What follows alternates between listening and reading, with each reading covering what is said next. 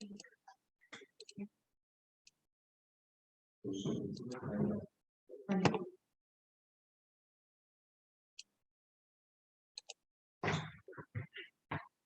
pregunta. Dime. Lo que pasa es que con la condición de los grupos yo llegué tarde. ¿No tiene grupo? No, ya revisamos ahora que te das cuenta. Sí. ¿De qué están hablando? Sí. ¿De qué la fumaron? Sí, yo dije, no, pero yo le faltaba una clase, ¿qué pasó? Se hizo fiesta. Sí. Ya revisamos bien, no te preocupes.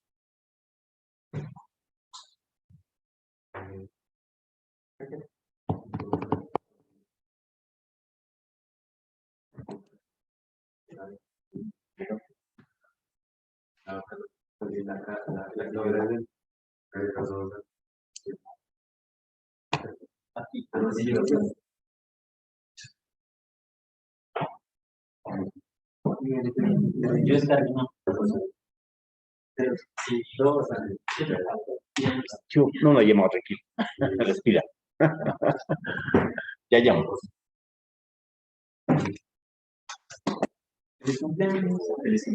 ¿Está de cumpleaños?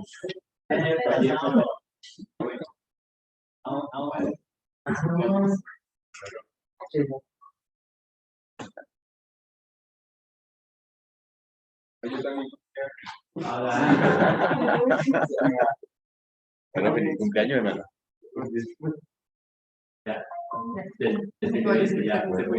Ya le puede cantar el Happy Birthday.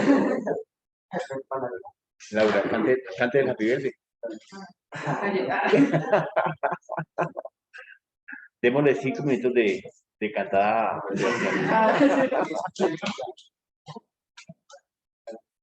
A ver, todos en coro de una vez.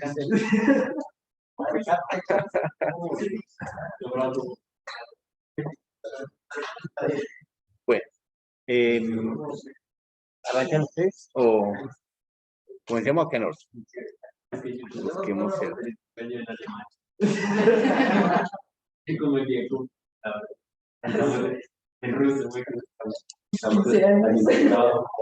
busquémosle unos cumpleaños en coreano.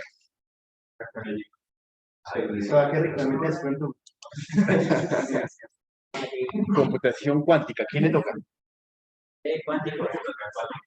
¿Quién era cuántica? ¿Ustedes? ¿Solo? Ustedes pasen. Guard. Aquí está la parte 1 y parte 2.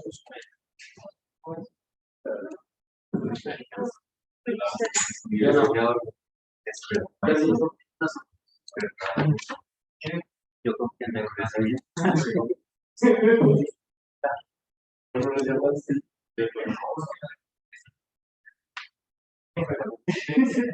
ahí está partida en 2, bueno. No.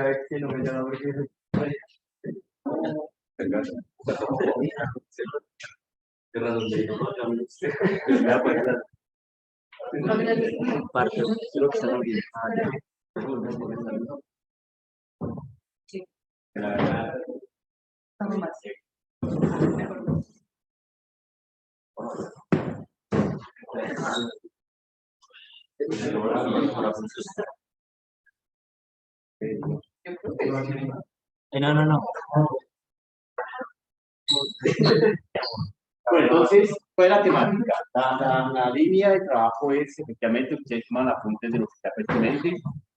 Recuerden que hay unas preguntas que él va a elaborar aleatoriamente al punto de ustedes, a 3 personitas. Entonces ya tenemos a la fecha 3 notas, vamos a la tercera nota, ¿ok? Los elementos que hayan subido a plataforma de todas las actividades talleres, ¿no? El parcial, que lo entrego mañana, y la exposición que hace parte de la tercera nota. Obviamente se califica, se evalúa la presentación, el dominio, los temas expuestos, lo que hayan logrado consultar, investigar, en la investigar. Y las preguntas que ellos hagan a ustedes, que no se repitan en las diferentes posiciones, sino que hará una ronda. De aquí a que terminemos, cada uno tiene que tener 2 preguntitas o sea 2 puntitos, que hacen parte de la nota final. con la que está aquí en la nota que está aquí en la descripción. Con eso cerramos el capítulo la próxima semana. Tenemos que buscar un día para hacer una destape de esta máquina. Sería que no será el viernes, pero sería o el jueves o el lunes. ¿Ok? Para que traigamos los elementos de ese trabajo. Hacemos una práctica de cierre destapada de evaluación de las máquinas. Esta máquina está en buen estado, funcionando, corriendo. Las van a destapar, mirar, tratar individualmente cada uno y las vuelven a armar nuevamente. Tiene que funcionar por la ciencia. Bueno, entonces, tema 1. Bueno, pues ya nos conocemos todos, pero por si acaso, Miguel Ángel, Jorgen, vamos a hablar de la placa madre, motherboard o placa base. Entonces, empecemos por qué es. La motherboard es la columna vertebral de nuestra unidad central. ¿Por qué es tan importante? Porque es como la columna vertebral. Ahí es donde se van a almacenar todos los componentes que vamos a utilizar para convertir eso, ya sea en un teléfono, en un computador, en un portátil o en cualquier otro dispositivo, ya que la mayoría de dispositivos electrónicos tienen una placa base. Muy buena, gracias. Bueno, funciones de la tarjeta madre. Su función es dar soporte e interconectar todos los dispositivos externos de una computadora, ya sea de escritorio, portátil o incluso móvil. Pues como dijo mi compañero, pues Yo no la cambié. La placa base es como nuestro cerebro, o el cerebro de la máquina. Y pues los periféricos y restos serían como el sistema nervioso. O sea, todo es súper importante. Le puedes quitar la RAM porque no hace. No le puedes quitar la pila porque no va a encender, no le puedes quitar el procesador. Todo es importante. Nosotros tenemos diferentes tipos de placa base y en muchos formatos. Cada uno pues tiene sus características y sus funciones diferentes. Podemos determinar algunas por su factor de forma. Está la estándar ATX, la micro ATX, la mini ITX, la nano ITX, la pico ITX y la móvil ITX. Acá podemos ver su fabricante. Ahí está el modelo gráfico de cómo sería. La más grande hasta el momento es la ATX. Luego su predecesor que sería la ATX, que es más pequeña, y la micro ATX. Una cosa interesante de estos formatos es la compatibilidad. Hay que tener muy en cuenta que tú no puedes relacionar una mini ITX con una ATX porque pues, obviamente los componentes no, puede que encajen, pero pues ya no corre. O la ATX tiene otro inconveniente que tampoco es compatible con la ATX. La ATX es como si estuviera separada de ellas. Casi no se relacionan, no se pueden, no comparten como las mismas propiedades. Y pues en cambio la ATX sí se puede como modificar, se relacionan tanto con la micro ATX, bueno, con la mini no tanto, pero sí con la micro ATX. Ahí me encuentro un tipo, tengan en cuenta que la EATX es una motherboard para servidores de alta gama. Ya es grandísima. Bueno, entonces, fíjate. Entonces, obviamente, al ser una board tan grande, no por tamaño, efectivamente, sino que tiene que administrar muchos recursos, recursos de ventilación, recursos de administración, está recibiendo una cantidad de conectividad, de peticiones y llamados. Por tal motivo, su fricción de peticiones es altísima. Es como tener una autopista de Fórmula 1 24 por 24 con 3 carros en línea. Entonces, el sobrecalentamiento es bastante alto y en las peticiones de sus procesadores, su memoria, es desgastante. Entonces, por eso el tamaño. Obviamente que a medida que tenemos una menos cantidad de peticiones como la mini y la micro, pues obviamente ya los elementos se van a hacer más pequeños. Como lo acaba de explicar, ella totalmente, la ATX se separa al 100% de sistemas predecesoras porque ninguno de sus componentes le va a funcionar. Porque las velocidades, los tamaños de memoria que manejan son el doble de que manejan las demás ATX, micro y mini. La mini, pues ni se diga, pues maneja una memoria más estándar, más básica, que es para esa máquina, no, aquí no hay, pero en las otras áreas también, de esas clases Aquí, en qué encajarían las model board de acá? Micro va a ser En ATX, ¿cierto? ATX es como la más común. Exacto. La que casi no se encuentra, pues de momento sería o la micro ATX. La ATX, la EATX, pues, como si bien dijo el profesor, son placas que pues muy pocas personas van a utilizar. Aunque las nuevas generaciones de las nuevas máquinas están llegando en micro y en se dan cuenta con los nuevos PCs que están llegando tanto de Lenovo, de IBM, de Acer, efectivamente son máquinas que están siendo muy reducidas por costes, por producción y por fabricación. O sea, eso realmente no es tanto por... También es por el rendimiento. Es correcto. De la máquina. Porque al ser más pequeña, el recorrido de los datos va a ser más pequeño. Gracias. Bueno, tenemos algunos tipos de placa madre, puede ser la placa base monoprocesadoras, que son las que están dispuestas para albergar un microprocesador que está instalado a la vez. Y las multiprocesadoras, pues, son las que están para almacenar varios microprocesadores al mismo tiempo. Así pues se acumula la potencia. Es un carro con doble carburador, o triple carburador. Entonces, la potencia que va a que queme como de uno de otro que ya no importa, pues le va a dar más rendimiento al motor. Bueno, el resumen de los formatos. Ahí está el resumen de los formatos. Tenemos pues su tamaño, la más grande es la de ATX. Están los inconvenientes, pues una cosa de la ATX, que pues al ser tan común también tiende a ser más cara, porque pues su producción aumenta y la demanda, la demanda de esa placa. Bueno, la micro ATX suelen ser más baratas y pues ideales para PC, pues el rendimiento es moderado, pero funciona bien. Y pues la mini ITX, que es una mejor opción para las cajas pequeñas. Hay unas de HP, unas que sacaron que eran súper pequeñas, que eran cajitas súper delgaditas.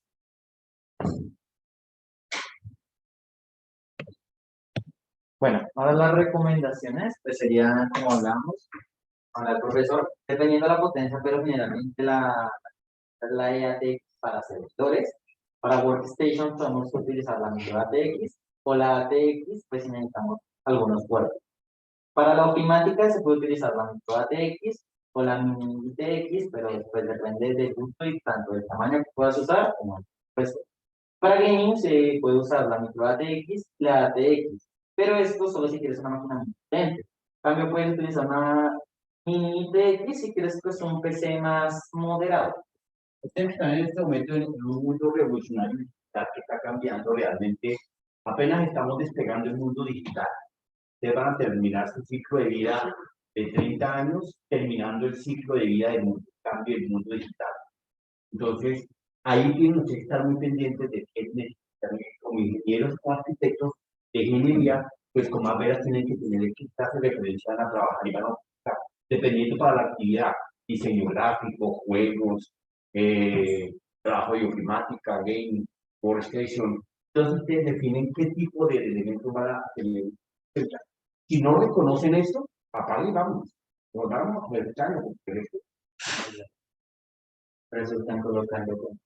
Sí, no, ahí sí nada que hacer. Y los van a volver otro trabajo donde usted no se pueda desenvolver con qué referencia puede desbaratar o quitar la máquina.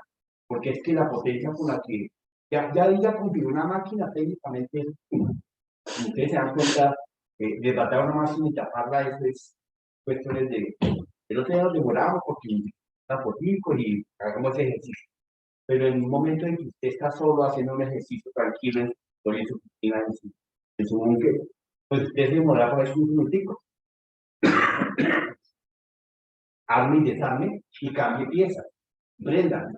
Y en caliente muchas veces. Bueno, composición. Las placas bases están principalmente formadas por fibra de vidrio y conductores de cobre, también por teflón, plásticos, entre otros. Pero una cosa interesante de las placas bases es su composición por capas. Al manejar diferentes capas, pues eso hace que aumente el rendimiento. porque si fuera, digamos, súper grandísima y no manejara las capas, su rendimiento sería, es, es como tener un Atom con 2 GB de RAM. Bueno, ahora vamos a ver qué hay en las placas bases. Uno de los más comunes que creo que pues, la mayoría conoce será el zócalo de la CPU o el donde va el procesador. Aquí es donde nosotros conectamos el procesador o el microprocesador. Ahora hoy en día vienen con el zócalo para que tú lo puedas colocar y quitar. De esa manera, si en algún momento quieres actualizarlo, pues puedes actualizarlo para que tenga potencia. Un detalle curioso es que en la mayoría de portátiles que hoy en día no tienen para cambiar absolutamente todos los componentes. Generalmente lo único que dejan cambiar es la memoria RAM. Y alguno que otro, pues dejará cambiar el aparato. Pero generalmente eso se hace más en los de escritorio. Otra cosa para aclarar es que estos zócalos también estaban antes. Por ejemplo, los Compact son unos computadores que son más para ofimática, pero son computadores que, mejor dicho, son compactos, son súper grandes, pesadísimos, pero son buenísimos. Son una buena opción y también la opción de cambiar tanto computador como su RAM. Y yo creo que los mejores computadores que pueda haber son los compactos, que su compatibilidad con diferentes componentes de grandes lo puedes modificar, pues. Sí, yo he tenido compactos. Bueno, No, se le puede cambiar la memoria, los buses, todo, es que la compatibilidad que cambiar. en una La cantidad mayoría de los puertos de esos compacts vienen independientes. Que los puede usted soldar, los puede gastar. Tiene facilidad de poder colocar punticos y desoldar nuevamente. ¿Qué chingados? bueno, el disipador, pues este es el ventilador que siempre vamos a encontrar en el zócalo de la CPU. Esto ayuda a refrigerar, a que se mantenga la temperatura, tanto para que el rendimiento sea óptimo. También manejamos diferentes tipos de refrigeración. Tenemos la líquida, que es una de las mejores hasta el momento, y tenemos pues la, la que viene con las aletas de aluminio, con las aletas de plástico. Y acá tiene como una placa, a veces puede ser en cobre o en plomo. No, Es- Para un momento. Momento. Mm, ah, de la parte. sí, ya voy, ya voy. Chun, chun, acá. Esta es la. ¿Qué? No está abierto. Ahí, ya otra vez. ¿Aparece lo mismo? Ambas son la misma. Dele acá y ahí ahora la parte Esto. Ahora sí. De arriba. La del disipador. Ahí. Acá.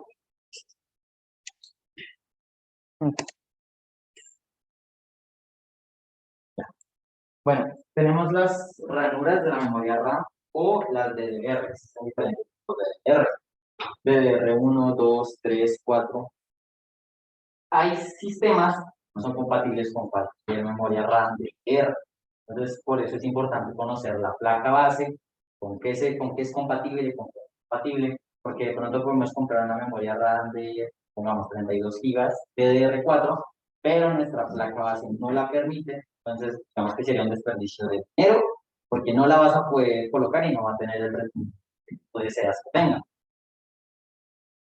¿De qué depende el DDR1, DDR2, de Aquí hay una cosa interesante. Estas casi ya no se encuentran, son no, obsoletas.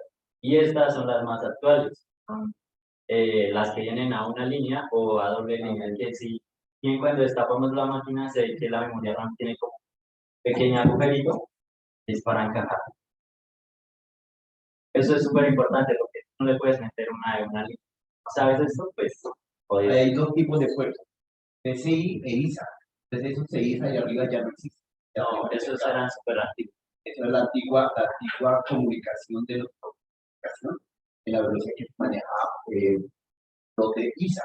Los ISA tenían ese estilo. Los PCI manejan lo que maneja la memoria de abajo. Entonces, que tienen otro tipo de comunicación.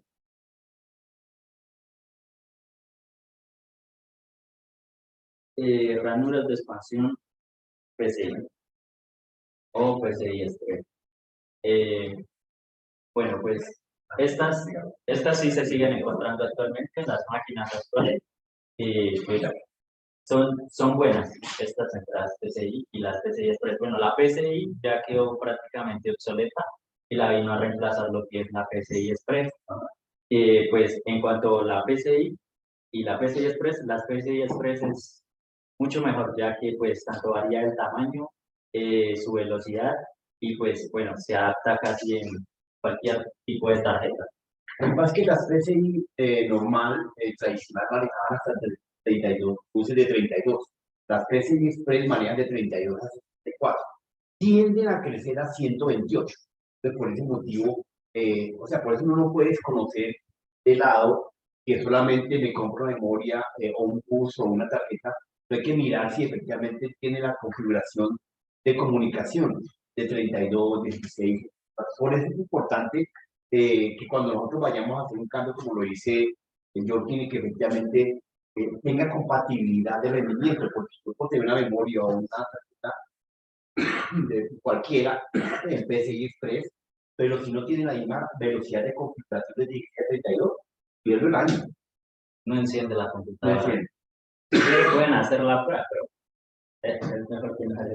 Porque usted le puede colocar, por ejemplo, hay los Lenovo, hay unos que vienen un modelo que venía táctil y pues ese tiene dos zócalos para memoria RAM y pues en uno sí puedes colocar, digamos, una más baja y en el otro más alta, de más alta latencia. Pero pues eso no es recomendable porque el rendimiento va a bajar. Va a caer. Bien, más allá abajo dice los que de X1, X4 y X6 llegan es típica de que te va a 32 a 10, 16, 32, 34, rápidamente.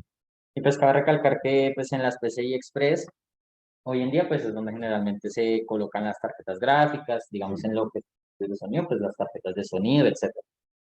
Bueno, los conectores de almacenamiento. Estos conectores son para ya sean discos mecánicos, ya están un poquito obsoletos, pero aún se pueden utilizar de otra manera. Y para los discos de estado sólido, los SD. Podemos también conectar los dispositivos de almacenamiento CD-ROM y DVD. Y pues para la transferencia de datos, pues el PCI, pues ya explicamos para qué funciona. Y bueno, entonces, ¿cómo podemos utilizar, digamos, esto con los discos mecánicos? Ya están como un poquito viejitos. Realmente lo que se usa es el SSD, se conecta para que haga la mayoría del computador, como el encendido, el procesamiento de datos, y el mecánico se utiliza para solo lo que es guardar cierta información. Con eso el rendimiento del computador utiliza la velocidad del SSD, pero utiliza, pues, digamos, el espacio del mecánico. Aún así, hoy en día los SSD traen bastante espacio, entonces puede ser más recomendable un SSD. O al consejo de Miguel, me parece importantísimo que lo que vayan a intentar. Resulta que los usuarios toman los discos mecánicos como almacenamiento de algunos procesos. Perdón, toman el disco mecánico como almacenamiento de algunos procesos. Al tener un proceso significa que va a tener que estar leyendo, escribiendo. Eso degrada la velocidad de la máquina automáticamente. Por ese motivo, y el disco mecánico versus a la velocidad con la que está grabando y está controlando y administrando el SSD, pues obviamente va a quedar corto y va a generar algunos errores de overflow, errores de desbordamiento, memoria de caché, uso de memoria de caché, y va a saturar la máquina. Automáticamente, efectivamente, lo más aconsejable es que tenga un disco mecánico por ahí conectado dentro de la board, dentro de la caja, como solo almacenamiento, no para hacer una carta, no para utilizarlo con Office, con absolutamente nada, solamente para guardar una biblioteca. Pero si usted instala un jueguito, ya rompe la estructura, le degrada su máquina, por más potente que sea. ¿Cuál es la buena función que yo le? Es muy importante. Otra cosa es que ahorita los computadores tienen, pues, los que tienen todavía la entrada de DVD, vienen con esa opción de, pues, quitar el disco duro de su lugar y colocar un SSD ahí y colocar un adaptador SATA para, pues, colocarle el disco duro al lado. O también vienen con la opción que ya viene con la entrada para monitor. y pues obviamente eso le acelera mucho más el proceso. Bueno, aquí hay un pequeño detalle que son los conectores PS2. Generalmente ya no se utilizan, porque eran los que se utilizaban antes para conectar el teclado y el mouse. Hoy ya los encontramos como USB, pero esta es la casualidad de que en algunos computadores aún existe ese puerto. Ya no se utiliza prácticamente, pero aún sigue, digamos que manufacturando. Bien. Ujú. Es que como si, es que esto no se puede cambiar así como De la noche a la mañana. Esto tiene un proceso, todo lo que se va modificando así, paso a paso. Por eso es que a veces la tecnología se demora, porque no pueden cortar una producción para meter otra producción. Bueno, los chips. Este es un concepto súper interesante, ya que pues, aparte de ser un chip, es como un pequeño conjunto de chips que coordinan el flujo de los componentes desde lo que viene siendo, pues bueno, la CPU, la memoria o los distintos periféricos dentro del ordenador. Este chip también se le llega a conocer como la memoria RAM o la BIOS. Siempre la conocen como la BIOS. Esto es súper importante porque sin este chip prácticamente no podemos hacer nada. Está vuelto el procesador de control. Ajá. Son como las pequeñas pulsaciones que le da el sistema nervioso al cerebro y sin eso pues prácticamente no. Además aquí viene el software, eso no le va a dar pantalla. Recuerden que en el chipset se controlan las peticiones que maneja el puente norte y el puente sur, que es el que gobierna las peticiones de los elementos y productos internos del puente norte. Y el puente sur nos atiende a nosotros, ya las peticiones que nos nosotros entramos por la puerta trasera de la máquina para hacer las siguientes peticiones. La que está utilizando el control de la board, de los circuitos, de los electrónicos, por el puente norte. La memoria caché, eh, otro concepto interesante. Bueno, una cosa de la memoria caché es que es como un espacio que está pero no está. Pero ¿por qué se dice que está pero no está? Es una memoria de acceso al historial. Guarda datos temporalmente y son datos que no van a durar. Guardas en un disco duro una imagen, ahí va a quedar. Bueno, pero pues ahí va a quedar. Y estos datos quedan ahí en la memoria de acceso aleatorio porque son datos que la CPU va a necesitar, datos que se usan con frecuencia, instrucciones, no solo almacenar datos, sino también instrucciones. Son cosas que, digamos, hace tantas veces que pues no es la necesidad de almacenarlas más, pero las puede tener ahí cerca. Si las almacena lejos, obviamente el rendimiento va a ser pésimo. Se va a demorar mucho, va a haber más latencia, su velocidad y su rendimiento se va a ir prácticamente para el suelo. Es como los discos duros de ahorita que prácticamente no se pueden usar a menos de que tenga un computador potente, pueda correr, digamos, que su procesador sea como que cumpla, que llene ese espacio que no llena el disco duro, que es la velocidad. Y otra cosa es que la caché, al ser tan pequeña, no vamos a encontrar que sea así que 20 gigas, una tera, no, ella maneja espacios como de 16 megabytes, así. Siempre va a ser así súper pequeña porque ella saca todo lo que es el espacio por velocidad. Sí. Bueno, bueno, la BIOS.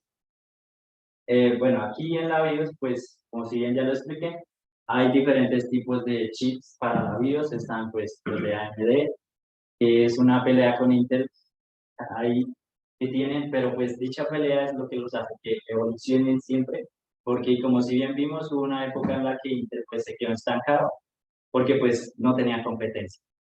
Y cuando surgió AMD, ahí fue cuando las cosas empezaron a evolucionar.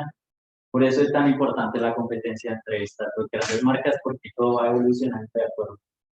Y pues como si bien lo había explicado, la BIOS es súper importante, porque ahí es donde están tanto las instrucciones de la máquina, pues prácticamente lo que le da el sentido a la pantalla, lo que maneja la máquina en general. Antes de que se arranque la máquina, lo primero que va a encender es la BIOS. Eso es súper importante. Antes que el software, bueno, el software es, antes que el sistema operativo, siempre va a arrancar la BIOS, que es el software de la máquina. ¿Qué es lo que se tiene que hacer la próxima semana o el mes que viene? Que antes de que la máquina destape la máquina, revisa la BIOS, cómo está configurado, porque ahí está lo que dice, toda la configuración de qué tiene, qué no tiene, que está conectado, cuál es la estructura, absolutamente todo lo dice la BIOS. Entonces ella arma eso para el sistema operativo, el sistema operativo retoma, porque quien le manda ese control es el procesador, ¿correcto? Y ahí se puede modificar las claves, bloquear, desbloquear. Si alguna máquina le trae un día para que está bloqueada y alguna cosa, pues se mete la BIOS. Hay un pendrive que puede tener su propio sistema, su propia imagen, y lo inserta y se carga sin ningún inconveniente, violando todos los protocolos del servicio. Pero pues es cuestión de práctica, ¿no? Se aprende con el tiempo, con prueba y error. Prueba y error. Sí, aquí en la BIOS hay algo súper interesante, que es cuando tú entras a boot, ahí hay una opción que es la USB para poder usar, digamos, un sistema operativo externo con, digamos, un adaptador SATA, tienes un disco duro y ahí puedes arrancar otro sistema operativo. Y pues es un sistema operativo que es prácticamente portable. Tú lo puedes llevar, también lo puedes cifrar para que nadie te los datos y pues conectarlo en otra máquina y no tienes necesidad de instalarle nada a la otra. Solo simplemente entras a la BIOS, le das los permisos y arrancas directamente desde 6. Eso es súper chévere hacer esos experimentos. Dominando, es muy interesante porque usted puede tener dos discos duros en la máquina. En una máquina puede tener Windows y en otro hasta de pronto Polaris. Simplemente usted cada vez que vaya a arrancar le dice voy a arrancar. O define con una USB simplemente cómo organizar su encendido. Ya. Pero depende. Por eso muchos genios que andan por ahí con andan haciendo genios.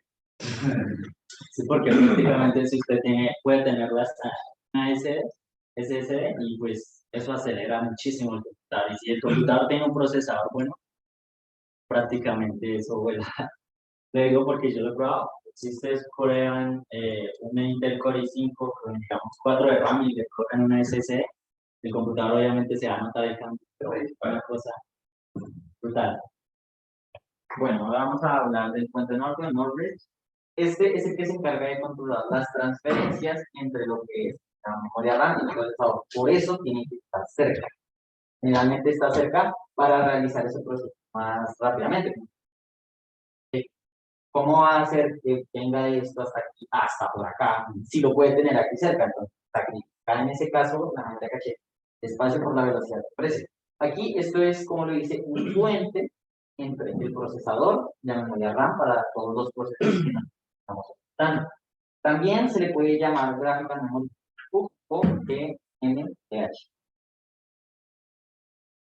Y el puente sur, generalmente es el que, como es el sector, nosotros es el que más utilizamos porque es lo que nosotros estamos viendo, lo que estamos viendo.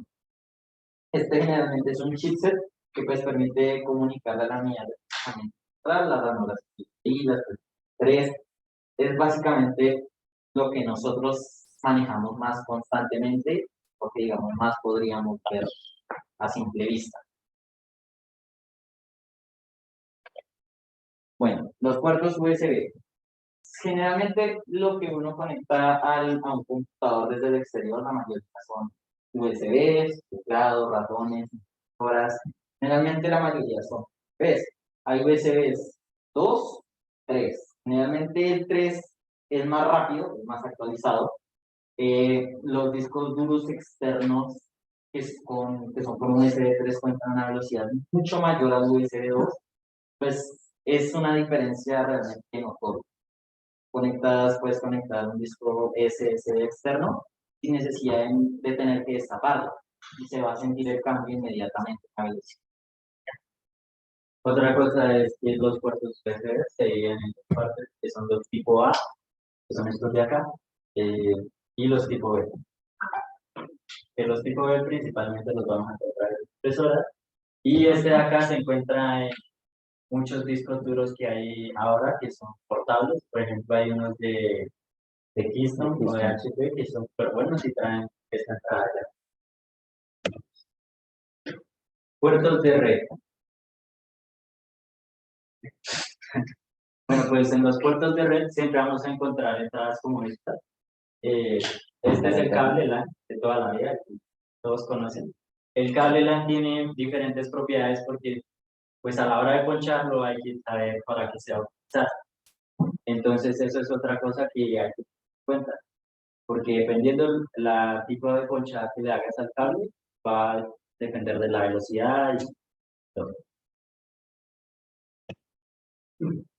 Bueno, los conector MSATA y estos son conectores que van con unidad de estado sólido. En la mayoría de los casos está ese que se usa como caché para, digamos, acelerar algunas, digamos, órdenes o prioridades del disco duro. Pero se puede utilizar como un disco duro normal. Aclarar que Sí, unidad de es estado como sólido, va aparte. porque pues el disco duro es un mecánico, trae un pequeño CD, pues su lector, y pues al hacer todo eso, pues es más lento. En cambio, esto ya maneja chips, que los chips llegarán como una solución Pues bueno, a todo lo que venía mecánico. Estos chips le facilitan a uno prácticamente todo. Por ejemplo, está el de la BIOS, bueno, hay diferentes tipos de chips que prácticamente aceleran todos los. Bueno, las baterías. Esta batería es súper importante. Prácticamente muy sin esta importante. batería no va a dar pantalla a la PC. Y esta batería es la que alimenta la BIOS. Principalmente esta batería tiende a durar por ahí 3 años. Pero pues a veces casi no da problema y no tiende a cambiarse. Pero pues lo recomendable es que se cambie. Porque sin esto pues no se va a cargar como la BIOS en general. Entonces se va a quedar ahí como ese espacio para aprender. Por eso es que los chips están mutando. Ya hoy en día se está buscando los chips biológicos que se estén auto-regenerando. Porque resulta que los chips, con el pasar del periodo de T medios, bueno, la información se pierde. Entonces, por eso tenemos que tener una batería para que ellos mantengan un punto eléctrico activo. Pero ya que se acaba la batería, pues se pierde y se descargan los chips. Los nuevos chips se están sacando al mercado, tanto Intel como Panasonic, como las diferentes marcas fabricantes de chips, pues obviamente están colocando chips biológicos, que efectivamente son parte de una masa, son parte de un elemento viviente y se están autorregenerando y autoalimentando. Ya no necesitan un impulso eléctrico como la pila. La pila todavía no van a desaparecer, pero se aguanta otros 20 años. Bueno, las fuentes de poder. Bueno, una cosa es la fuente de poder, dispositivos o las PCs de arquitectura abierta, es que pues estas no cumplen solo la función de pasar energía, ellas también convierten energía. Tienen como una especie, como si fuera una multitoma. Ellos regulan la energía y pues hasta que la máquina no alcance los niveles de energía necesarios, pues obviamente no va a encender. Esto es súper bueno porque en caso de que llegue, digamos, la corriente llegue muy potente, pueden casos que solo se genere. Entonces se daña solo la fuente de poder y pues la PC va a quedar totalmente. Aunque hay casos en los que Cabe recalcar que es supremamente importante, es una de las partes más importantes. Tú puedes tener el computador más potente del mundo, pero si tienes una fuente de poder, supongamos genérica, que no va a soportar la electricidad que requiere, puedes estarte tirando todo el computador por elegir una mala fuente de poder. A veces, digamos, puede uno no tener un computador tan potente, pero es bueno invertir en una fuente de poder para que de esta manera, si llega a haber algún corto o algún bajón de energía, no vaya a dañar los componentes, sino que si se llega a dañar algo, sea la fuente de poder. Sí, ya he preguntado porque la mayoría de las máquinas todavía los nuevas inclusive tienen ahí a 220, 110, 360, porque los diferentes países manejamos diferentes normatividades de corriente. En Colombia se maneja a 110. Si usted lleva una máquina a Estados Unidos, allá la solicita a 220. Usted tiene que tener un inversor que le permita regular de 220 a 110 para su máquina. Que sobre todo los PC reciben son 10, los que tenemos en Colombia y los que son fabricados para Colombia para Colombia. Entonces usted puede tener esos pequeños riesgos de manejo. Si usted tiene una muy buena fuente reguladora de entrada a cualquier sistema que tenga, automáticamente pues su máquina le va a tener una durabilidad eterna. sí, eso es muy importante. Y pues una de las mejores o las que más se utiliza y que no tiende a ser tan caras son las RAW, que son una buena opción y pues son súper buenas. Como lo dijo Miguel, esto es súper importante. Si no tuviésemos una fuente de poder adecuada para la PC, pues obviamente pues no va a regular bien la energía y va a pasar energía de más y va a dañar algunos circuitos o algún tipo de corriente que le pueda pasar y pues de una vez puede dañar la placa. Listo. Eso es todo. Voy a poner el tanque. Bueno, entonces, me parece, Bueno, las preguntas. Pregunta. vamos a decir, vamos en orden de lista, para que no haya menos victorias, obviamente.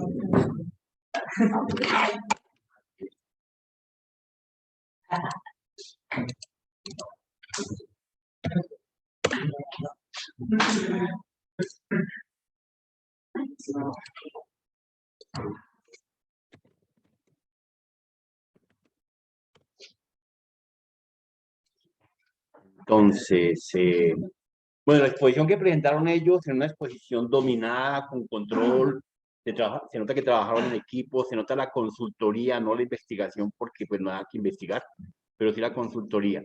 Se nota la preparación del ejercicio, yo creo que menos de 5 no les puedo colocar. ¿Apellido cómo es? ¿Perdón? Diaga. El 10. El 10. Diaga. Claro. 5. ¿Y cuál es tu apellido? Después del 10.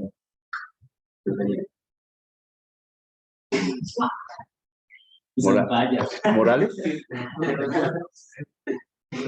¿Cuál es tu apellido? Marroquín Martínez. Bien. Entonces, en ese orden ya preguntémosle a Laura. Apuntémosle a Laura, a ver.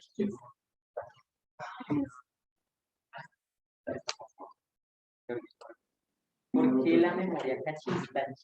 Porque está pequeña. Porque se carga en el Pero ¿por qué tan chiquita?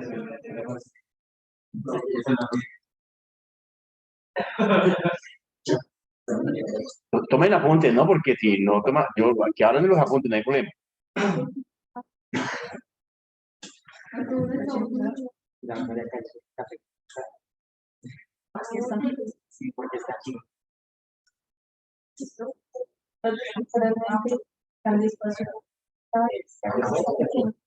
Muy bien. Yo tengo uno. Cambiemos el a Noemí. No existe. Ah, no existe. Angie Marisela. Digámosle que todo negativo. De Andrés Felipe.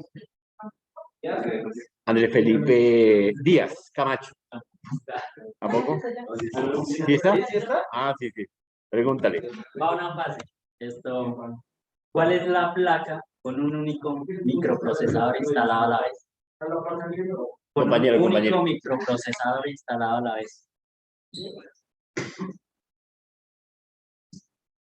Recuerden que eso lo vimos en los tipos de placa madre. Cuando eran. ¿Se la sabe el Max? Sí, si alguien quiere responder. Sí, Los monoprocesadores. A ver, ya están hablando. sí, ya la. Habla. ¿Cómo es tu nombre? ¿Apellido? A ver, va a la otra pregunta. La última. Bueno, ¿cuáles son las placas que no están pensadas para hacer overclock externo?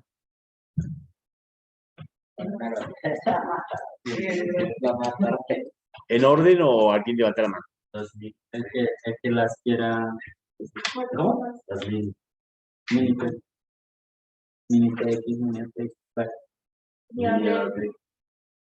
Correcto. Muy bien, está concentrado. ¿Cómo es tu apellido? Está concentrado. Malagón.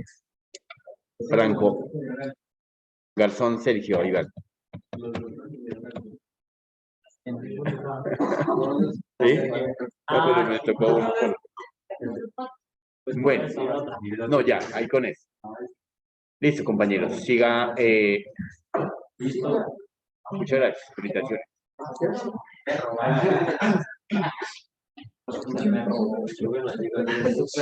Ay, qué pena.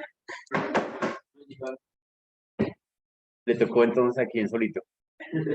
¿Sí ya llegó? Ah, bueno. Yo le ayudo.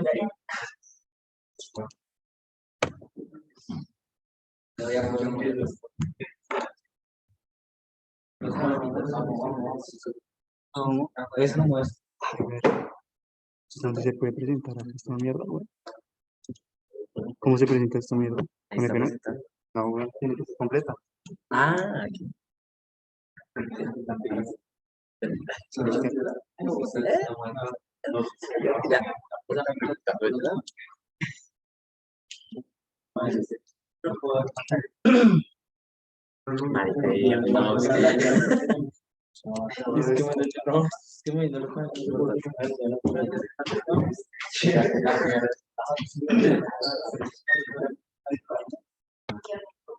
¿Ya?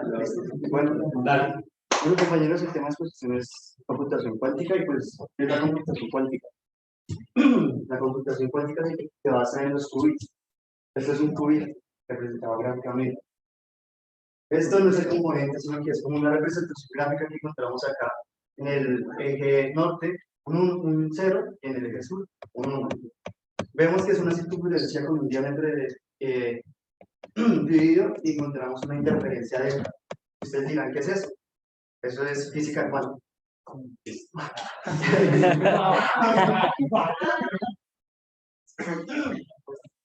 Podemos decir que el final ha llegado a la computación clásica, que es la física clásica. Entonces, la física clásica es lo que vemos, lo que observamos y lo que nos está. Hemos llegado al nivel máximo de reducimiento de los microprocesadores, los chips y todos, que llegamos al nivel máximo que es de la partícula, que podemos encontrarlo en los procesadores que vemos las computadoras lógicas. Entonces, de ahí ya no podemos pasar. Ya llegamos al nivel máximo y encontramos que el siguiente nivel, avanzar en la tecnología, es la computación cuántica. ¿Qué se refiere a esto? De que vamos a pasar de los microprocesadores al microchip a los átomos. Y encontramos unas partículas, átomos, protones, neutrones y iones. Y eso se refiere pues, a la computación cuántica.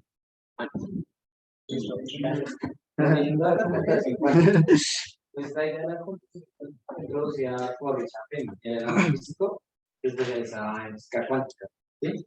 Él consideró que en los sistemas, o sea, se podría implementar la física cuántica, pero pues hasta ahí, o sea, solo pensó eso, que en los sistemas se podía implementar la física cuántica.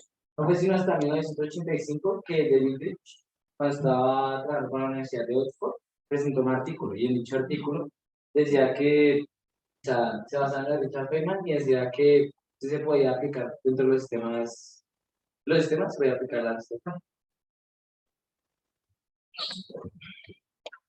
La física cuántica realmente tiene su origen mucho más atrás, pero la aplicabilidad y la aplicación dentro de los sistemas informáticos se comenzó a tener en cuenta desde más o menos 1985, donde se comenzó a contemplar la tridimensionalidad del movimiento del byte, digamos así. Y ya no sería un byte, sino sería un quantum. Entonces, como lo explicó y ahí, efectivamente, el byte se mueve en un plano, valga la aclaración, XY. Mientras que en la cuántica el movimiento del quantum se mueve en 3D, que eso ya puede traspasar a la verdad. ¿Qué significa? Que ese quantum ya puede mostrarse por una parte en fase 1 y por otra parte en fase 0. Entonces, tan avanzada es la situación que efectivamente está prestando dos servicios y hasta una tercera dimensión donde está el origen de ese movimiento. Esa es la cuántica. La cuántica, la física, efectivamente es el origen de esa movilidad tridimensional y lo que nosotros no podemos hacer. Nosotros nos vemos tridimensionales porque nosotros vemos las diferentes partes, pero no nos movemos en 3 planos, nos movemos solamente en un solo plano, para que tengan en cuenta. Nosotros, usted sí ve los elementos con su forma, su figura, en 3D. Pero quiero que el hombre ha intentado hacer en los últimos años en la computadora, que se muestre una tercera dimensión y que podamos llevar la realidad aumentada a la máquina, porque efectivamente ahorita existe simplemente la realidad básica, donde se hace un holograma y con los próximos años, con la cuántica, estaremos nosotros de manera virtual con nuestro holograma acá sentados desde casa. Ustedes vieron esa película de Avatar, ¿cierto? Para allá vamos. Bueno, lo que dice el profesor exactamente es eso. Digamos que en la computación clásica encontramos que son los bits, entonces que se componen de ceros y unos. ¿Qué hace eso? Que, digamos, en el momento de procesar, empieza con 0 y después por cada 1. Y lo que se busca en la cuántica es que todo se contenga y que empiece de 0 y lo lea el 1 y todos los intermedios que hayan. Correcto. Entonces ahí encontramos las posibilidades y la computación cuántica también se basa en las posibilidades. Encontramos problemas en la computación cuántica. ¿Cuáles son de ellos? Son el constante mantenimiento, son muy costosos, ya que no son de fácil acceso, y pues estas son computadoras para grandes marcas como las que son Google, IBM, que solo manejan esas computadoras. Encontramos los problemas principales de escalabilidad, que esto es, encontramos que nosotros vamos avanzando en los qubits, o sea, entre más qubits podemos procesar más datos y más información para llegar a resolver problemas en cuestión de minutos. Entonces, si metemos más qubits, se va a recalentar como la CPU, ¿sí? Y pues esto va a hacer que todo se queme porque esto está ligadamente contenido para que haya la separación de los átomos y tienen que llegar este tiene que estar controlado a una temperatura que sea el cero absoluto, que es incluso más frío que el universo. Encontramos que estas computadoras también, si llegamos a tener dos computadoras de estas cuánticas, podemos dañar la criptomoneda, entonces que toda la seguridad informática se daña debido a esta tecnología. El hardware para computación cuántica, pues el hardware como tal no hay nada estandarizado para empezar, porque pues en el mundo solo hay como de 2 a 3 computadoras cuánticas. Y eso porque no están del todo. Pues ahí dice que hay que tener en cuenta 5 pasos o estándares, requisitos para que sea cuántica. El sistema puede inicializarse, es decir, ya no está cuántica conocido y controlado. Todo tiene que iniciar bien y tiene que estar regulado como decía Jay. Puede, con los problemas de escalabilidad, o sea, el computador tiene que leer cierta información y a medida que va leyendo cierta información, mucha más información tiene que ir llegando y esa información de nada. La segunda es ha de ser posible hacer manipulaciones a los qubits de forma controlada con computaciones que forman un conjunto universal de puertas lógicas. Esto quiere decir que el ordenador cuántico se puede programar. O sea, actualmente es muy difícil programar un ordenador cuántico que no tiene tantos registros, pero el requisito es que debe ser controlada y debe ser programada acorde a lo que se vaya a implementar. Entonces, el sistema de mantener su coherencia cuántica a lo largo del experimento. La computadora siempre va a tener que leer los qubits y no va a empezar a leer bits, por ejemplo. El cuarto es que hay por leerse el estado final del sistema tras el cálculo. comenzamos, las computadoras cuánticas no funcionan como las computadoras tradicionales, ¿sí? Las computadoras cuánticas ven o un 1, o mucho un 1, o poco de un 0, o mucho un 0 y poco. Es una combinación de los dos. En cambio, la computadora clásica solo lee un 1 o un 0, ¿no? Jamás un poquito de los dos. El sistema es ser escalable, lo que se haya el problema con la escalabilidad, porque pues, actualmente es muy difícil. Los ordenadores cuánticos, el que tiene, creo que IBM o Intel, lo que sería, tienen que mantenerse frías. El IBM desarrolló el ordenador cuántico, ese hecho, lo desarrolló con 32, 34 gigas de RAM. O sea, muy poco, porque si le ponían más RAM y un procesador muy potente, pues la computadora ya la empezaba a leer. Le ponían poquita RAM para que controlara la escalabilidad. Porque, digamos, si usted le pone a una computadora cuántica, que digamos sume 100 más 100, ¿sí? Entonces ya empieza a arrojar números desde el cero. Empieza a arrojar 1, 2, 3, y en base a eso, o sea, va todos los números del 0 a 200, incluso más para allá, va prediciendo las posibilidades. Digamos, uno puede tener un 0,0% de posibilidad. Y entonces él le va arrojando demasiado números, es el problema con la escalabilidad. O sea, él puede que llegue a 200, digamos, tiene ahí un 97% de probabilidad de que ese sea el número que uno suma al 100 a 100, pero él puede llegar a 1.300.000, y ahí sí, el problema con la escalabilidad. Bueno, encontramos que esta es la computadora cuántica y esta es la computadora, este cilindro que ven acá, que es una marca de IBM, que es la Quantum One, y pues está disponible pues en la web. Ustedes dirán, ¿qué es esto? Son platos para que no haya y no entren interferencias, porque esto puede afectar nuestro computador. Y ustedes dirán, ¿dónde está la pantalla, el teclado? Eso no hay, solo se basa la computadora en esto, porque la pantalla ya es algo de la nube y te puedes conectar allá. No sé. Eso es controlado por un ordenador. Una computadora profesional. Porque si el ordenador pues, es para hacer cálculos, cálculos muy complejos. Y este no utiliza un procesador CPU, sino un GPU. Bueno, software para computación cuántica.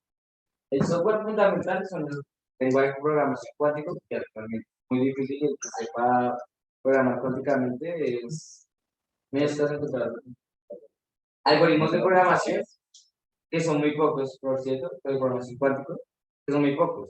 Actualmente hay como poquitos. Hay sobre estos tres los principales. Algoritmo de Shor, algoritmo de Grover y algoritmo de deducción.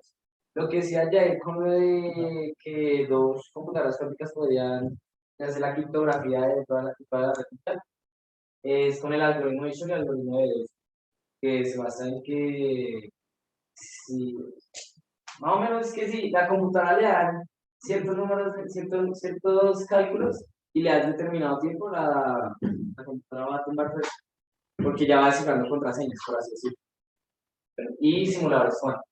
Y pues los modelos que son tres actualmente, que es la computadora cuántica de unión, la de Feynman y la de las básicamente se basan en reemplazar a la máquina de Alan Turing por reemplazar la cinta mecánica por una cinta cuántica.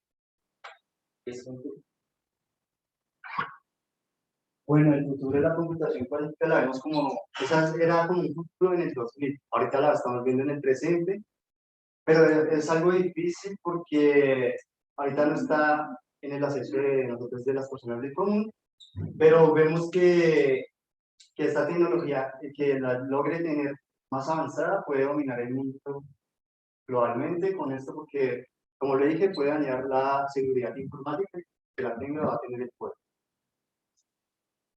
Y pues esto va a ayudar y va a beneficiar mucho las carreras como son las de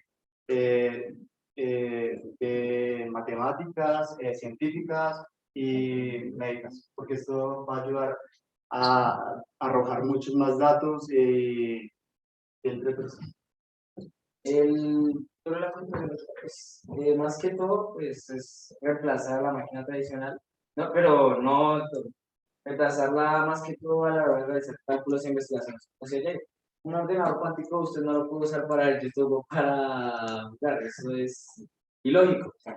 Para empezar, la base está sentada, la base del ordenador cuántico está en el momento, ¿no?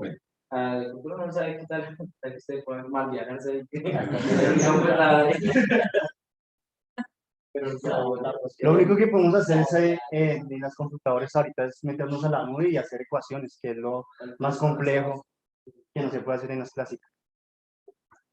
Y pues veremos un video. Vamos a ver un video. Grammarly makes communication at work one click simpler. Whether you're looking Deshazte de tus viejas computadoras, porque el futuro de la tecnología ha llegado. No se trata de inteligencia artificial o realidad virtual. Es algo llamado computación cuántica y podría revolucionar completamente todos los aspectos de la sociedad, desde la salud y las finanzas hasta incluso la seguridad nacional. ¿Pero qué es y cómo funciona? ¿Cuándo estaría disponible? ¿Qué podría pasar si termina en las manos equivocadas? Esto es, ¿qué pasaría si? Y esto es lo que sucedería si hoy tuviéramos computadoras cuánticas. Básicamente, una computadora cuántica es una versión súper eficiente de las computadoras comunes que ya conoces. Cuando se usa una computadora regular para solucionar un problema, tiene que pasar por todas las respuestas posibles una por una, mientras que una computadora cuántica puede hacer lo mismo con 1000 millones de respuestas posibles al mismo tiempo, para hallar así la correcta en solo una fracción de segundo. Esta tecnología es tan avanzada que casi nadie sabe cómo programarla y menos usarla. ¿Qué tanto poder y control podría brindar la computación cuántica al país o individuo que logre perfeccionarla?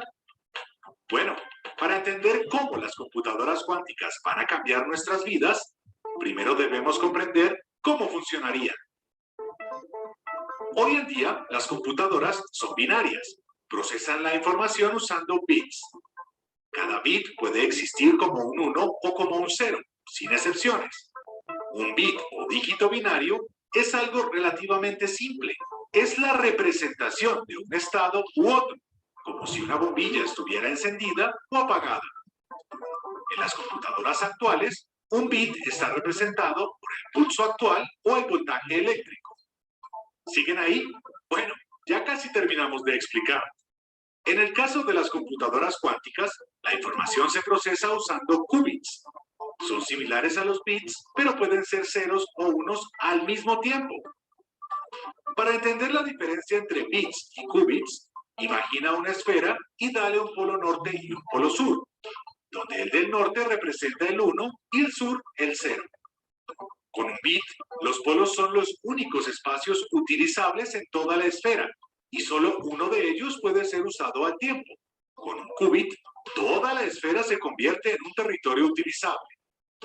No pretendemos que te conviertas en un experto en física. El punto aquí a entender es que los qubits pueden proporcionar datos más complejos y permitirnos codificar más información en computadoras mucho más pequeñas. Algunas de las compañías tecnológicas más importantes, como Google, la NASA e IBM, ya han creado versiones de esta tecnología. Ahora están en una carrera para perfeccionarla. Una vez lo logren, las computadoras cuánticas nos ofrecerán múltiples beneficios. Por un lado, serían clave en el campo de la criptografía, mayormente por su habilidad de mejorar los protocolos de seguridad al generar verdaderos números aleatorios. Al tener este tipo de protección, los dispositivos de comunicación basados en computación cuántica podrían ser usados para transmitir información médica, gubernamental, de defensa o materiales sensibles, sin el temor de que terminen siendo vulnerados por terceros. Poder calcular y procesar abundante información de manera más rápida nos ayudaría a encontrar nuevos medicamentos para tratar enfermedades. También aceleraría el desarrollo de drogas que pueden salvar vidas. Las computadoras cuánticas nos darían la posibilidad de enfrentar mejor el cambio climático, al permitirnos tener mejores modelos de software que describan lo que le está sucediendo a nuestra atmósfera. Esto podría ayudarnos a revertir los efectos adversos de este fenómeno. Pero no todo es tan bueno como parece. Como lo dijimos antes, no ha podido perfeccionar esta tecnología. Si la primera persona que lo hace quiere usarla con otros motivos, podríamos estar en problemas. Tan pronto como apareciera la primera computadora cuántica funcional, los métodos modernos de ciberseguridad se volverían prácticamente inútiles. Los algoritmos de encriptación actuales usan extensas ecuaciones y problemas matemáticos que son virtualmente imposibles de resolver.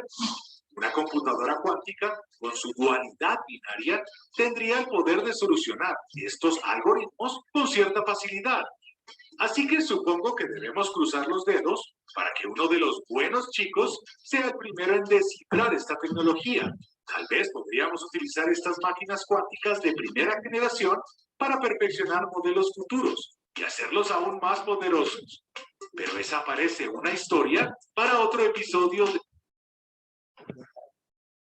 Como vieron en el video, pues ahí dice que tiene un poco de una y cero. La cantidad de información que manejan las cuánticas, voy a poner eso.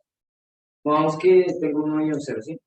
La computadora me diría como 0, como 0, ¿me entiendes? Depende de cómo ingresa la información. Pero, bueno, eso estoy viendo 2 dígitos. Digamos, en 3 dígitos, ya digamos, cuando tiene 1, 0, 0. La computadora lo lee así, la clase. La cuántica se tiene un 1 y un 0, 0, y ya empieza a leer 1, 0, 0, 0, 1, 0, 0, 0, 1, y así con todas las combinaciones lógicas posibles ahí, y por ahí. Entonces, ese es el problema, que ya las calidades de información es demasiado. Y esos 2 con 3 dígitos, buscan todas las posibles combinaciones y esas son las que va manejando. Pues es que dice que, digamos, ella, entonces que uno inserta solo una pregunta para hacer una computadora tradicional, ya le da una respuesta. Ella en esa fracción de segundo le da una respuesta cuando se inserta una pregunta. La computadora cuántica inserta millones de preguntas para revelar la misma respuesta. Por decirlo, en la escalabilidad y lo importante que es la computadora cuántica. Bueno, efectivamente, la cuántica es un cambio. La cuántica en este momento en Alemania, en China, son los países que tienen el nivel más avanzado de desarrollo. Ya están sacando ordenadores, escritorios de stock con cuántica. ¿Qué ocurre? No están siendo compatibles con el resto de las redes sociales que existen y todavía no tienen la autorización para poder estar en la red. Vaya uno a saber si ya no está en la red, pero efectivamente. ¿Que van a violar todos los algoritmos posibles? Sí, porque la cuántica necesita tener 1000 preguntas para tener una respuesta. Una computación básica se demora para resolver el algoritmo más poderoso del mundo 7 años y medio. 7 años y medio resolviendo el algoritmo. La cuántica necesita 3 horas y media para resolver el mismo algoritmo. Entonces, fíjense el tiempo, fíjense la velocidad y la capacidad. Por eso, como ellos dicen, efectivamente, la ciberseguridad se va a violentar. Nosotros que tenemos algo de ciberseguridad y conocimiento de ciberseguridad, y pues hemos hecho a ver un proceso de hacker y están en algunas ligas, vamos a quedar en la calle, vamos a quedar en cero, porque realmente la cuántica va a superar cualquier clase de problema que tengamos. Pero no será mañana, eso tendrá un espacio, no sé, 15, 20 años, donde los próximos portátiles que van a salir al mercado van a ser con cuántica, efectivamente. Ustedes tienen que ir avanzando. Fíjense que la cuántica, junto con las tecnologías de punta que hay en el mercado, la robótica, el blockchain, el block, son tecnologías que ustedes tienen que estar ya leyendo porque necesitan esa clase de información para que puedan estar siendo competitivos. Y en este momento usted se apunta a inscribirse a Google, tiene que conocer un poquito de Bitcoin, tiene que conocer un poquito de blockchain, tiene que tener tecnologías de punta en su cabeza el dominio, porque allá ya está manejando eso. Efectivamente, aquí apenas estamos despegando y conociendo que existe eso, cuando ellos ya están dando por terminado ese tema. Entonces, el atraso es más o menos de unos 70 años para que necesitamos ustedes ir un punto a esa línea. Ahora, no se conformen solamente con la cuántica, tienen que saber algo de electrónica, algo de iPhone, de Smart, más que todo, para que efectivamente puedan tener una mente más abierta y ser competitivos en el mundo que les viene. Si van a presentar una propuesta para su proyecto de grado, tienen que ser pensados de la tecnología. O sea, no pueden estar pensando en hacerse un inventario, un paquete contable, eso. Dejémosle eso a los contadores, dejémosle eso a los administradores, dejémosle eso a ellos, está bien. Nosotros tenemos que sí saber cuánto, qué es un débito y qué es un crédito, pero pues, de pronto nos queda chueco el débito y el crédito, pero que podamos a mañana dar respuestas sobre la administración de esta, es lo que nos toca a nosotros. Y ustedes como ingenieros les toca hacer esa línea. Perfecto, lo felicito porque también es una muy buena investigación, consultoría. Pero es que es algo más privado porque esta es una nueva tecnología y pues no está como abierta para todo. Entonces es como muy privada y pegada. El origen está muy montado. Sí, pues el origen está entre Alan Turing cuando se empezó la Segunda Guerra Mundial. Charles Rickman y Sí, lo que pasa es que el algoritmo de Alan Turing es el que efectivamente nos permite tener muchas condiciones de cómo se originó el proceso de la organización y la configuración. Con Alan Turing dice que todavía a hoy no se ha podido tumbar.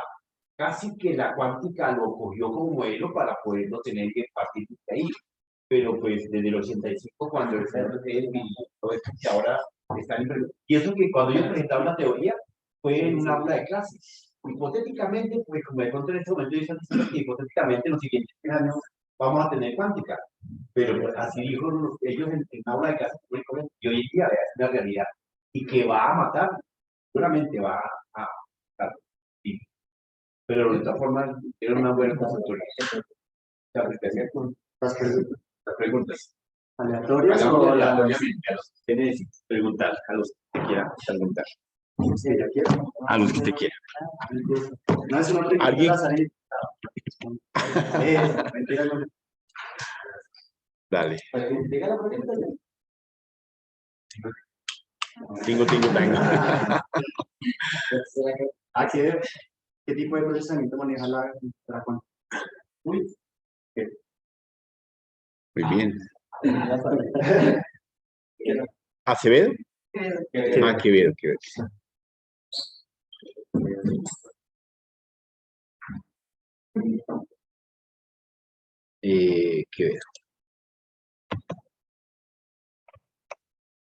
Pues tenemos para Quevedo. ¿Y tú eres tu apellido? Dios. Señor Díaz. Díaz Parra. Bien. ¿Y don?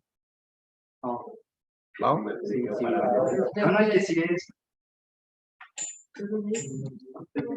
Dimate, Pinilla. Ah, ¿Sí? sí. Dimate. y yo le voy a preguntar aquí, Yo daré una pregunta tú. eh, ¿cuáles son los 3 principales algoritmos? ¿A quién? A países. Padilla. ¿Quién es Padilla? No, los 3 algoritmos cuánticos principales de la programación. Ok, ya tiene. ¿Es él? Países, ¿no? Ah, Padilla, a ver, dale. Padilla, dale, responde.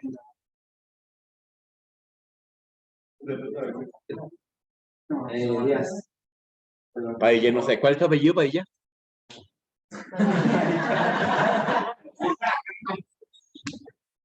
Y él me responde, Démosle un -1. Listo, Padilla.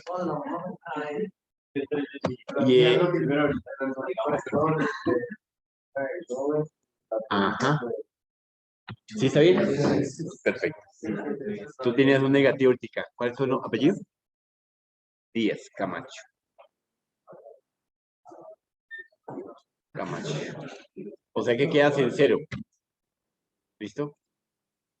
Juliana. Uy, llegó Juliana a clase. ¿Había otro grupo para exponer? Mañana.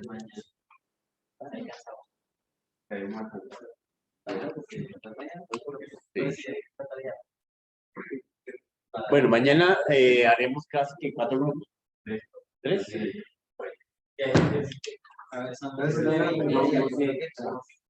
Creo que ya faltan 4.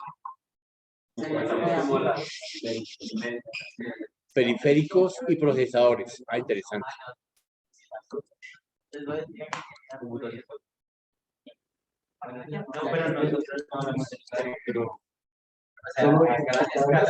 Sí, no, pero fue muy somero. Bueno, entonces,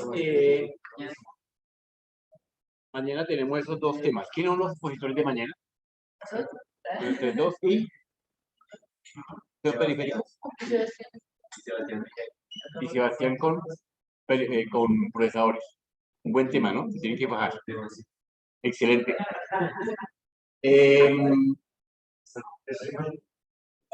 Bueno, entonces, compañeros. No, pero no llore más. Oye.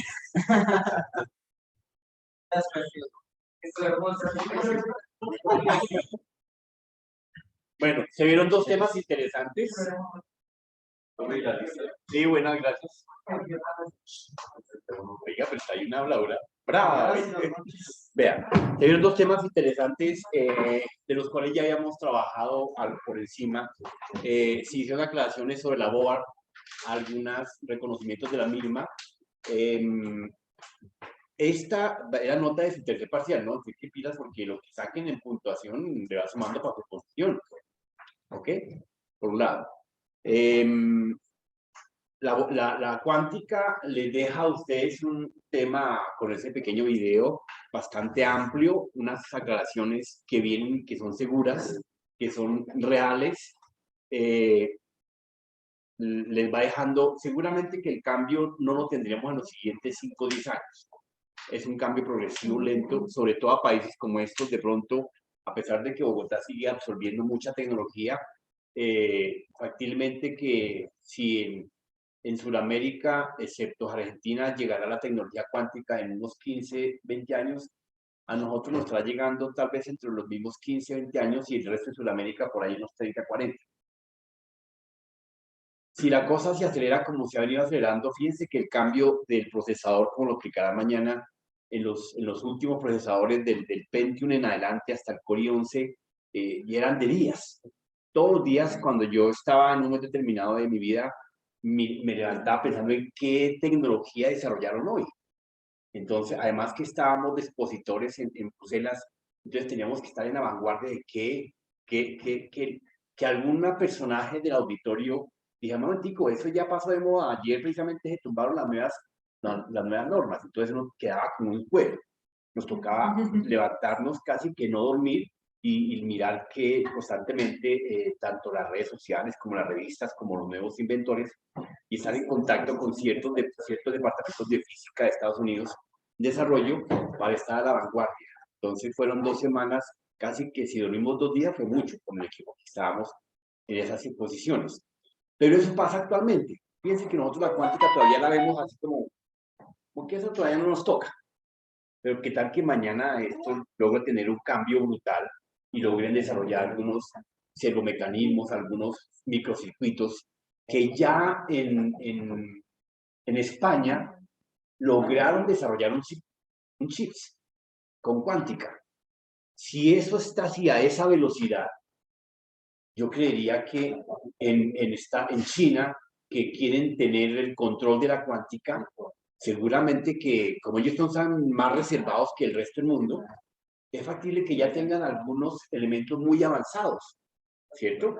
Y seguramente que en los próximos 5 años China nos dé la sorpresa que yo creería que así va a pasar y logre tumbar a Estados Unidos, aunque Estados Unidos ahorita desarrolló el quantum más veloz, pero no sabemos si eso ocurra.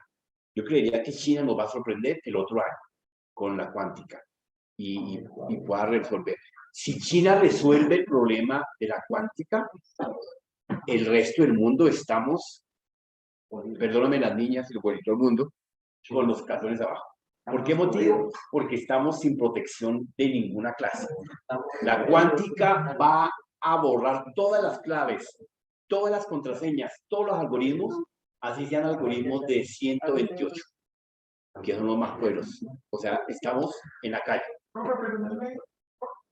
No, pues mientras que sacan esos controles, lo que pasa es que, a ver, digamos China, con la guerra que existe mundialmente, alrededor del mundo, pues teniendo esa rutina, fíjate que para resolver un problema de lo que te acabo de comentar, el algoritmo más poderoso que resuelve una computación básica con el último superprocesador que tengamos son 7 años y medio, mínimo, ¿cierto? Una cuántica necesita 3 horas y media para resolver el mismo problema. Entonces, de 7 años a 3 horas, una cosa brutal. ¿Sí? Pero para allá va. Y si logran desarrollar la tecnología con la que se puedan producir máquinas de comercio, pues arrasan con el resto del mundo, automáticamente. Entonces la cosa va en ese elemento. Pero detrás de todo eso, las diferentes casas fabricantes de todos los periféricos que existan y elementos y dispositivos van a tener que cambiar su producción. Porque, lógico, tanto China como Estados Unidos, que son las grandes fábricas del mundo de tecnología, esos monstruos de fábricas que tienen no los van a tumbar en media hora. O sea, uno cuando digamos, se pasea por las fábricas ya existen en Guangzhou, es un pueblo, es un Bogotá, ¿sí? Tiene 25 millones de habitantes. Pero todas o sea, por donde usted salga, son laboratorios y almacenes de electrónica. Es Bogotá en pleno, ¿usted conoce la 17/9 más o menos? Donde venden todo lo electrónica. Eso replicado en todo Bogotá. ¿Sí? Y es más o menos, y Bogotá es una ciudad grande, imagínense, aquí tenemos 8 millones de habitantes, más o menos, ¿cuánto? Como 8 millones de habitantes en Bogotá, póngale 10, mal contados. Guangzhou, que es 2 veces Bogotá, tiene 20 millones de habitantes. ¿Sí? Allá, aquí nosotros hablamos de las universidades superpoderosas, como la Nacional, que tiene 32.000 estudiantes, 64.000 estudiantes. Pero uno está allá en las universidades, la más pequeña de China, tiene 5 millones de estudiantes. Entonces, 60.000 estudiantes contra 5 millones. O sea, estamos en la ignorancia más brutal, ¿cierto? Que aparte de eso tienen toda la tecnología. Cuando yo entraba a un salón de lenguaje allá en la Universidad de Oxford de China, pues efectivamente, y son muy juiciosos estudiando, todos en coro, hablando, están aprendiendo español. Entonces, los chicos de 10º de ingeniería de sistemas, con especialización en desarrollo de sistemas, están aprendiendo español, porque el español es el segundo idioma en China. O sea, está el chino, el cantonés y el inglés viene a ser el tercer idioma. ¿Sí? Entonces, y cuando yo iba acercándome a las aulas de clase, claro, allá las aulas de clase tienen otra estructura, ya sí son campus. Hoy les preguntaba si alguno de ustedes conoce de pronto La Sabana. Son estilos de esos, de universidades de ese estilo. No, eso es mejor dicho. Los de aquí no parecen tan. Los de aquí no, sí, es La Sabana, que es la que más se acerca a un estilo de campus universitario como la de Oxford entre los Estados Unidos y China y Alemania, pues efectivamente tienen otra textura. Allá se comunican, hoy en día, lo que pasa es que la pandemia y el tema del proceso digital cambió el norte hasta del gobierno. Íbamos en una ruta, terminamos andando para allá. Digitalmente, ahorita no se ha terminado. Estamos en un sándwich en este momento, donde estamos saliendo de lo que era el avance tecnológico, interpretando y entendiendo, y estamos cogiendo el rumbo hacia donde vamos. Ustedes están en la mitad de ese sándwich, tienen que salir y mirar hacia qué ruta coger, porque necesitan definir cuál es su línea de aprendizaje, ¿cierto? Si se dicen por muchos nortes. Ahora, se van a tener que despachar de este país, porque aquí efectivamente no les van a dar la ruta, sino para que hagan un programita de contabilidad y programitas de un monedero, y hasta ahí. Claro, un contador se pone feliz, usted le ponga su servicio. Muchos de ustedes son los supergenios, pero pues obviamente quien va a desarrollar ese programita, si un contador se dedicara realmente a aprender un poquito de algoritmo y inclusive de programación en Excel, nos lleva de narices. Y nosotros somos programadores, porque ellos son los que saben la temática del problema. Nosotros sabemos programar y diagramar, todo el cuento, pero ellos saben el problema. Bueno, pero ustedes estarían precisamente para procesos de ciberseguridad, de desarrollo de Bitcoin, de las nuevas tecnologías que están montadas en Bitcoin, en moneda, en criptomoneda, precisamente están desarrolladas bajo esa estructura.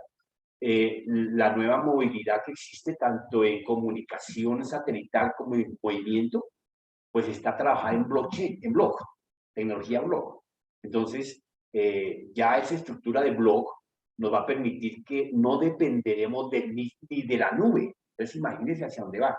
Donde la cuántica coja eso es un juguetico de esos de párvulos que había antiguamente. O sea, la cuántica va a desarrollar, pero ese es cómo lo vamos a interpretar. Entonces, compañeros, mañana vayamos encajando todo esto que van viendo, pero yo los invito a que no se queden con lo que están viendo en clase, sigan leyendo. Ahí hay mucha tela por cortar y vayan mirando cuál va a ser su especialidad. Si va a ser la domótica, la robótica, la inteligencia artificial, la ciberseguridad, no sé. Miren a ver qué línea cogen. Porque si se quedan pensando en que van a hacer unos programitas o van a irse a Unilagua a hacer mantenimiento, tan grave. Hasta mañana que verme. ¿Quién es el que está pendiente del tema? Allá el compañero.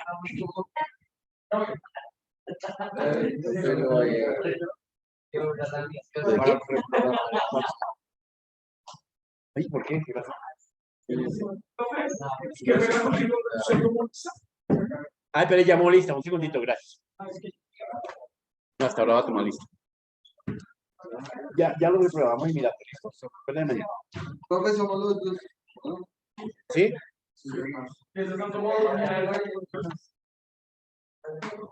Hoy es 3. Laura Valentina. Yo.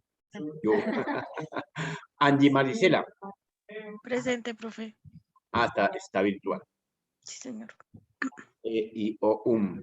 Felipe, André Felipe Díaz. Yair, está bien. André Felipe Di Mate. Yorkin. Juan Felipe Gómez. Dayana Alejandra. Brian Steven. Nicolás Maecha. Sergio Iván. Nicole Juliana. Presente, profe. Miguel Ángel Martínez. Sebastián Andrés. Santiago Rafael.